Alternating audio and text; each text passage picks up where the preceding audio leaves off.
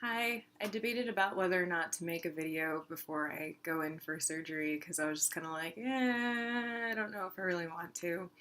But I decided to just because I think um, talking it out with other people, even if I'm just like sharing this video, would be helpful for me personally. So I've had a lot of thoughts about the surgery. It's going to be, I have to be at Valley Hospital at 5 a.m. The procedure is at 7 a.m. and it'll take 5 to 6 hours. Um, and I don't know how, like, the vascular surgeon was like, oh, you might only be in the hospital like 3 days. But my orthopedic surgeon was like, no, you're going to be in the hospital 5 days. So I'm thinking it's probably going to be a few days at least. And initially, I was really nervous, especially after the pre registration appointment, where I had to struggle to kind of put together $3,000 or at least $3,000, even if I had to use credit, to do that, which was horrible. And everyone was like, you need to have a better health insurance plan. I'm like, this is the best health insurance plan you can get in Nevada if you don't have insurance through your work. And when I told them that and I told the details of it, both the person pre registering me at the hospital and the ladies behind the counter and everybody was like horrified. They were like, that's not okay. And today, when I went to Desert Orthopedic, because my dad had a knee injection he had to get, I was clarifying when my next payment was due with them because I wanted to be like, hey, it's not until the end of the month, right? Because it's not happening until the end of the month. And they were like, yeah, it's not till the end of the month. And I told them about what happened and why I was a little bit shook up about it. And they were like, whoa. And I told them the same thing. And she was just like, oh, she's like, that's not okay. And I'm like, yeah, because they expect people who are young to not have any major health issues unless it's an ER thing, right? It's an emergency, which is valid.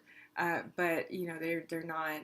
I think when they make these health plans, like my father said, they use stats, and then they decide whether or not, oh well, these people over here are just a tiny little segment of the people that we provide services for, so we don't need to supply services for them. It's not like they, with genetic things that they might have, um, would need our help or anything. They should just have to pay $7,000 out of pocket because that's the best EPO that Nevada provides right now in this health insurance market.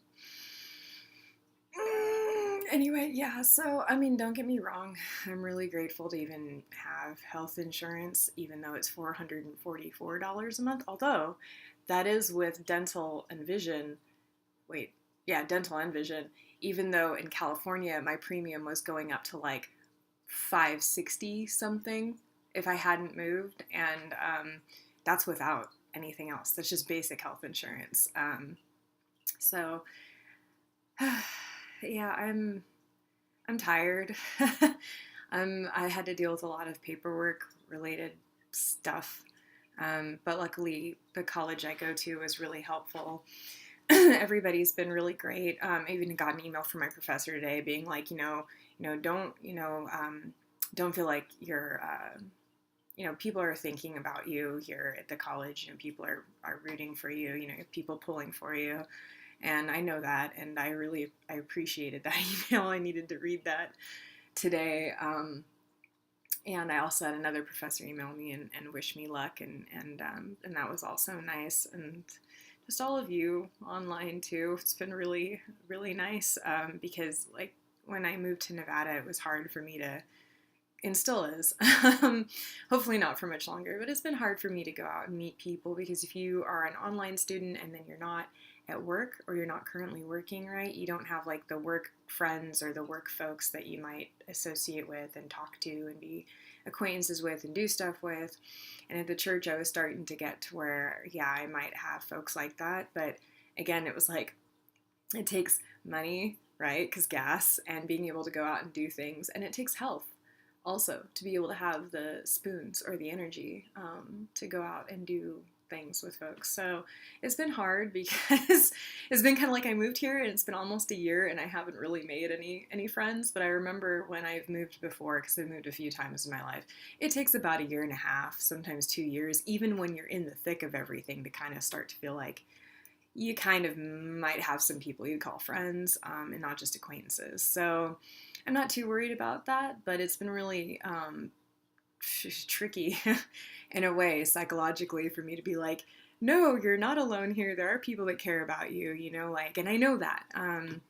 But you know how it is when you go through things and you get like really focused on them and you kind of forget everything else around you. So when you look on social media and you see people that you've known for a long time, or even people who you haven't known as long, who are like, you can do this, that means a lot. And I also wanted to say that's a gift that you can't put a price tag on during any time of year, let alone the holiday season. This isn't exactly what I wanted to be doing with my money or with my holiday, but I'm able to get it done, which is a lot more than what a lot of other people in this country can have, and around the world. So yeah, I think one of the good things is I was able to talk to people who work in the health industry, who are used to seeing people who are insured through their work and then being like dealing with me, where it's like, oh, there's this weird scoliosis patient that is having to get a second spinal fusion, which actually is not all that unusual, unfortunately. Not going to go there, but it's not all that unusual, but I am pretty young. And what they did to me when I was 12 was pretty intense and not the norm. Normally, people will get a few discs fused. They won't get like the whole thing fused with like, a few at the bottom that aren't, that now I have to take care of. Where was I going with that? Anyway, my doctor is kind of like, yeah, so this could work, or it couldn't, because, you never know with surgery. And I think a lot of patients, a lot of times get really ticked off about that, because they're like, oh, hey, like it's supposed to work and it didn't work. And I know I felt that way about my microdiscectomy. I don't think I'm saying that right. But anyway, yeah, for L5-S1 nerve root issue in 2015 when I was in undergrad, that, yeah, I was pretty ticked off, and am a little bit still, that didn't turn out the way I wanted it to, right? Because now we're having to go in and work on, guess what? The same one, L5, right? Which is your lumbar, by the way, where I'm talking about discs and spines. And yeah, so it's disappointing, but you can't blame the surgeon. I had a very, very good orthopedic surgeon in California. Excellent. Like people fly from the East Coast to go and see him, okay? And he is always taking good care of me. And this is the first time that I will be going under the knife with a new orthopedic surgeon, right? Because I moved. And that in itself causes me a lot of anxiety, not because I don't actually, like, it's not like I don't have faith in the orthopedic and vascular surgeons that are working on me. I actually do. They're very reassuring and professional, and really care about their patients. It's just, when you've been working with the same doctor since you were like 9 years old, and he's worked on your back and he knows what's in there because he put it in there himself, right? That you get a little like, oh no, it's somebody new. So I hope that they're able to make sense of his work and act accordingly, because again, I was not necessarily your typical scoliosis patient even when I was a small child, right? And there is scoliosis down there in the lumbar region, which is part of why I think I actually haven't asked him, but I'm pretty sure that might be part of why they have to like go through the front and the back, because it's like, hey, so you're kind of like this and we got to do some things. And I also have to shave bone marrow off the back of the left pelvis again, which they did when I was 12. And I'm going to tell you what, it's kind of like with people who've had heart surgery, right? Where they graft veins from, your leg or something and they put it here, that people say, oh, well, my legs actually hurt more than this does. And I can tell you that since age 12, yeah, my left pelvis in the back still sometimes really, like, it'll ache something wicked, because it just hurts, because I don't know what happens. It just is like, it has this moment where it just like remembers that it was worked on a very long time ago, and will start to really hurt. So I'm not looking forward to that. Also, drains are gross. They're necessary, but they're gross, and they have to put drains in you. I'll just kind of leave that to your imagination. To be honest, the thing I'm the most nervous about is I hate not being able to drink water. Drives me crazy. So I think drinking water will be what I miss the most. I am really trying to make sure that I eat enough today that tomorrow in the morning when I wake up, I'm not like, because I'm nervous and will probably be like, oh God, I have to have an IV put in my hand, oh God, and all that stuff. And IVs, like, this is so dumb. Like, I've had to have them off and on in my hand, especially because I've gone to the ER for different stupid things that have happened to me.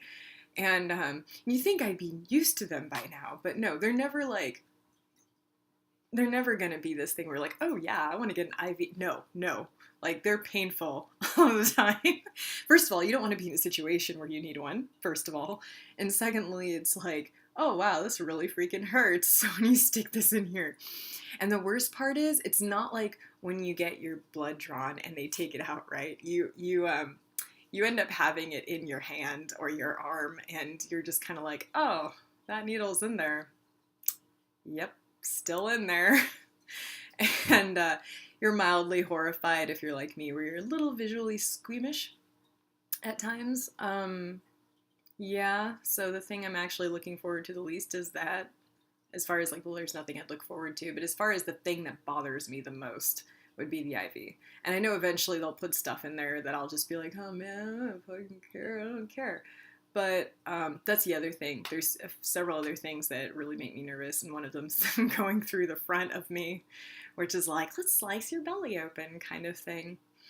That's entirely unpleasant, and also the idea that someone will be touching my organs tomorrow is a bit freaky, especially since when I was 12, I have a vague memory of being face down on a metallic-like surface and having my eyes closed and it being completely pitch black, but feeling somebody do this, and then hands on the inside of me doing this and pulling it open. And then I fell back asleep. I wasn't like completely awake, but it was like this consciousness thing where I was kind of, I think they were pulling me up a little bit just to see, okay, she's fine. Because I was 12 and I wasn't even 100 pounds. I was like 90 pounds, 89, 90. I was tiny and I was less than 5 feet tall. So they had to really be like, is she okay? But that memory is spooky. So I'm just kind of like, please let the anesthesiologist be really good at their job. And because I really don't want to wake up during the front. So, yeah. One thing I am going to do, though, is I think quite a few years down the road, I've decided I want to get a tattoo there after that scar is super okay. I would totally like to get a small tattoo in that area. And I don't think I'll really know what kind of tattoo it's going to be until I see the scar, if that makes any sense. And until it's healed enough, I think. Some other things that I'm just kind of like, let me just tell you my anxiety because it's going to help me. And I'm sorry if you don't want to hear it, don't watch it. I love you guys. Is the fact that like I'm going to wake up and I know that that's going to be swollen. Like it's going to hurt so much. Like when they went through my back when I was 12, you get swelling, right? You get swelling in your abdomen because you've been freaking cut open, okay? So that's only on one side. Now the front side, I'm just like, oh, it's gonna feel like, I don't know if any of you watch WWE, but it's gonna feel like Braun Strowman freaking like punched me like 20 times in the gut, and I'm just not looking forward to that. I'm praying that it's gonna be one of those things where it's like, hey, it's gonna be the minimal amount of that you have to deal with possible, because that doesn't, no. Yeah, so in short, I also kind of wanted to say, I was telling my parents this morning, actually. I was like, hey, it's kind of sad when, and I think some of you on my feed understand this, it's sad, and yes, like, it doesn't have to be sad, but you feel kind of like that sometimes. You have a moment where you're like, where you've gone in and out and had enough things done that, and like medically, that you are like, okay, you like go down your list, like, okay, so I know that I'm gonna have to remind myself not to want to die, when I wake up. and that I need to remember that when I feel certain awful, awful, awful ways and awful thoughts, that's the drugs talking. Don't listen to them. I need to try and get off those drugs as soon as possible. What else is on my list? Yeah, I need to make sure that I have things that are easy to take on and off. So like PJ bottoms, PJ tops, long PJs, like big oversized shirts, or, you know, whatever you need are out and they're just kind of like there in an accessible place. So I don't have to deal with my parents or me being like, where are they? Where? You know, me trying to explain where they are, because at first it might be a little bit hard for me to dress myself. I'll probably be okay. Let's be honest, guys. Let's be honest, everybody. I'm pretty hardcore. I'm pretty sure I can deal with it, but we'll see. And that you're like, okay, I need to make sure I hydrate a lot. I can't have like a lot of coffee. I need to make sure that I have a big meal like in the morning, and then probably a fairly good sized one later on in the day, and you know, like make sure that you're eating enough before so you don't get the shakes in the morning from being like, why am I up, and also sugar, and all that kind of stuff. So, you know, and having fingerless gloves that are woven, so like you put them on, and also like wearing an easy to take off sweater kind of thing in case people decide to put IVs in here or they put them in here, then your veins are all warm, right? And it's easy for them to find your veins, hopefully. So you think of like all these things that you remember, that you wish you would have done when you were younger, and then like the last time I started to kind of get all that down. So, yeah. And then I'll have my schmancy new brace that will be probably my partner for a while while I'm recovering. The doc seems pretty optimistic. He's like, you should be like, your scar should heal pretty good by 70% in about 6 weeks, and your brace should, you know, it'll keep you safe, because it's really like it's like having an extended, it's not quite like a 23-hour brace because it's not made of that rigid material. But at the same time, it's like, you know, like the black back brace I have, imagine it coming up higher in both the front and the back, and it having like it's like almost a metal stiff panel in the front and the back. And that's to keep your scars safe, right? And I thought to myself, yeah, man, when I come home, I'm probably not going to really want to wear things that have zippers, because that will be near the scar in the front where my organs are. I'll probably be wearing PJs, yoga pants, and maybe dresses and stuff for a bit, because I want to give it a chance to heal and not have some kind of horrific, like weird thing happen with the scar and all that. Just me being paranoid, because I know life can be weird. You think you have everything under control, and all of a sudden you're like, oh my god, something you really didn't intend happens. So I'm, yeah, it's a bit cloudy here in Vegas today. It kind of matches my mood aesthetic. I also like sun, but you know, right now, aesthetic.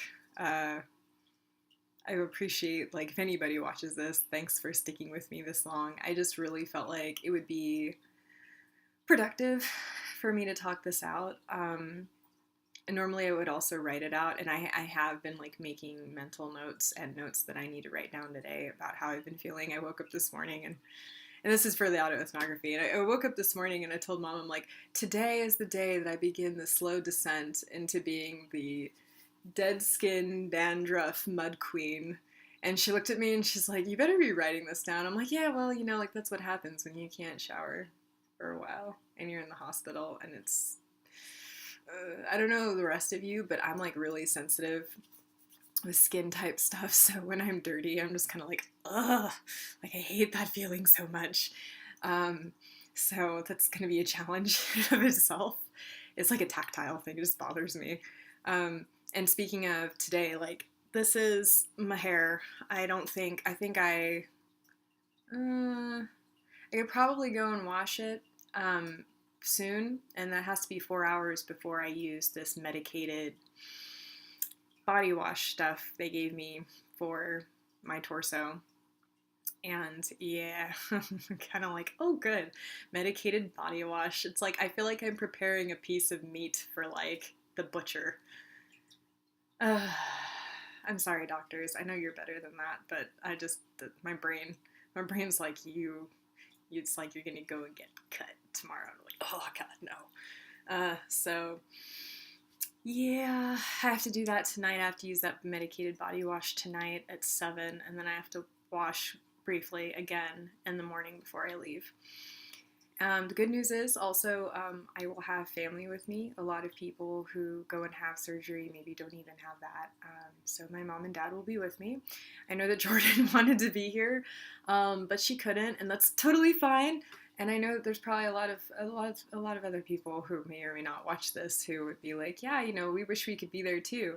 And I also appreciate that. And my dad's cousin Lisa is going to be there. She's driving in from Caliente, which is really nice for her. She doesn't have to do that. But she decided she really wants to be there. And she won't be there until after I go in. But I'm really happy that my parents won't be waiting alone for 5 or 6 hours. And I know Tia and her family, so my Aunt Luisa, and her family do want to also come and visit and be there. And I also appreciate that. I know that Aunt Gunhild would be there if she could, but also I'd be like, don't come in here because you're like she's older, and I don't want her to be exposed to things that may hurt her because hospitals, germs. Anyway, yeah.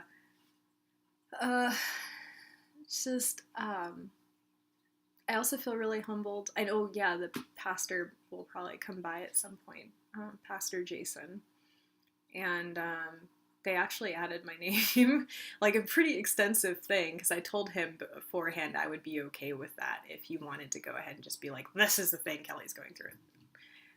But he added me to like the congregational prayer, and he had my dad read it without telling him, which my dad he would have been fine with it anyway, he knows that. So he ended up reading the congregational prayer, and then at the end there was that thing for me, and I was kind of like, oh, I guess I'm gonna cry. Oh man, I almost cried like 3 times during church. And I hate that. I hate crying in public. And it was hard to stand yesterday.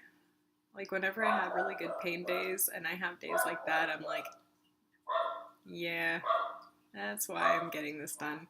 Jeffrey hears something that's pissing him off, and I'm guessing it's either a dog outside or a neighbor. Because one of our neighbors is really noisy upstairs. So, whatever. Yeah. Kind of want to go see what's going on. There's several dogs that Jeff doesn't like, and he's like terrified that they're gonna come through the door, and I'm like, sweetheart, they're not coming through the door. It's okay. Poor dog. So, anyway, yeah, it's been kind of an interesting time here. Been trying to prepare for all this stuff. Let's see. Was it a dog? Because if it's a dog, usually once they walk past, he stops barking. Yeah, I think it was a dog. He's a good guard dog. But yeah. Oh yeah, I decided that I'll wear my yoga pants and then my Dragon Ball Z shirt tomorrow. Because I need to be reminded that there are worse wounds than what I'm gonna get tomorrow. So it's fine. Also, just like in general, anime has been incredibly instrumental in my life for giving me a sense of peace. As far as like the cheesy thing where it's like, oh yeah, the good guys will win in the end, which doesn't always happen. But in shonen, the anime especially, that tends to happen. And some, magical girl anime like Sailor Moon, that tends to happen. So I wanted to carry that with me, and I don't care if everyone's like, oh my gosh, it's a weeb.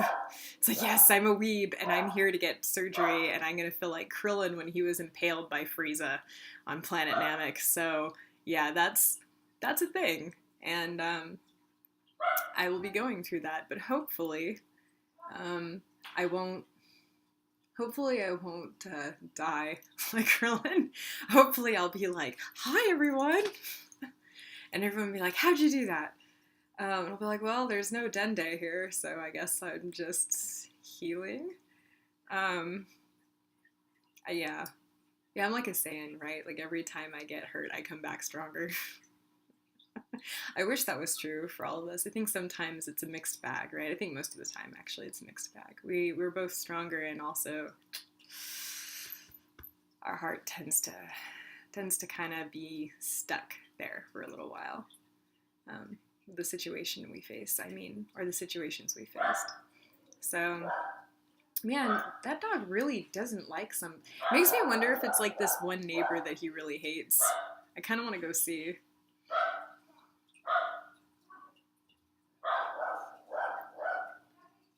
Jeff, knock it off!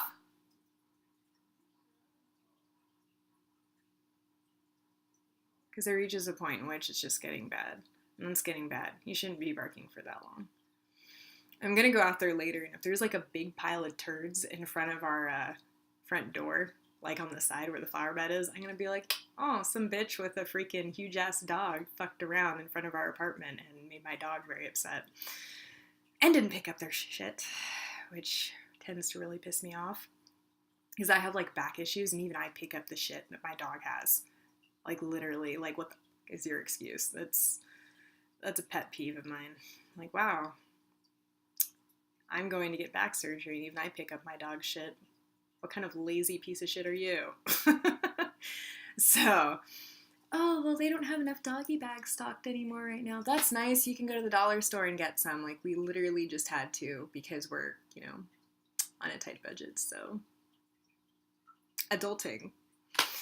That aside, I really have actually enjoyed living here in Vegas, and I hope to get to know it better, and I'm hoping that this surgery helps me get to know it better, because I'm done. I'm done being at, like, if I'm lucky, 3 or 4 every day when I wake up, and just, ugh.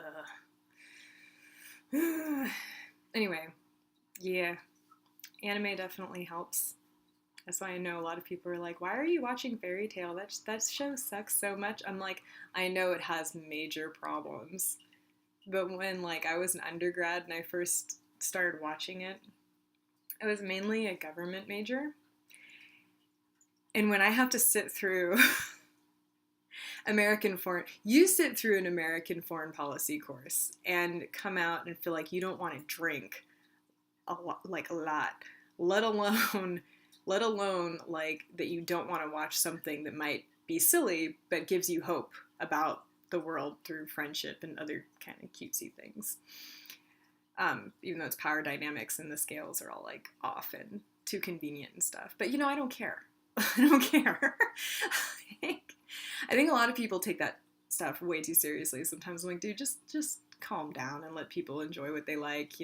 People have different reasons, like mine. Like I said, you sit through an American foreign policy course and tell me that you don't want to watch something like Fairy Tail, that even though it's kind of stupid sometimes and how it tells things, that it's not still fun. And sometimes you need fun. So lighten up. Anyway, yeah, okay, I was about to say something mean about Black Clover, but I'm not going to, because I haven't read the manga, and I happen to think it's important to read a manga before you totally diss a series, because I'm decent like that, unlike a lot of you. Anyway, my weeb elitism aside, yeah, I'm hoping tomorrow goes well. And I appreciate all of you with your patience. So, I love you, and I don't know when the next time will be that I'm even on Facebook or Instagram or anything. I started up my Instagram, like, yesterday again, and I'm just like, I don't know. So, yeah. Love you all. Wish me luck. I know you have been, and thank you for that.